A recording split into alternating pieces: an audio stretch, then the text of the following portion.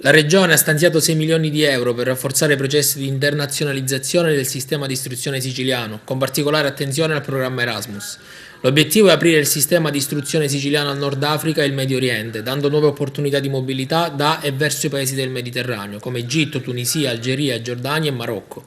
L'iniziativa si pone al centro del progetto Study in Sicily, la cooperazione educativa del Mediterraneo, presentato ieri, martedì 22 febbraio, a Palermo. È promosso dall'assessorato all'istruzione, guidato dall'assessore Roberto Lagalla, con il supporto dell'Ende Indire.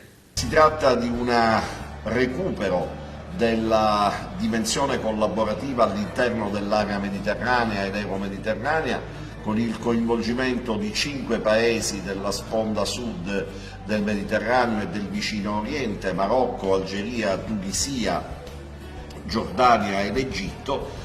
E con questi paesi, grazie al finanziamento della Regione siciliana, sono stati attivati ulteriori scambi accademici e collaborazioni scolastiche tali da poter favorire una nuova e più matura sensibilità internazionale, moltiplicando le occasioni di scambio, l'esercizio linguistico e la conoscenza delle rispettive culture nella dimensione prospettica della pace e della tolleranza nel Mediterraneo.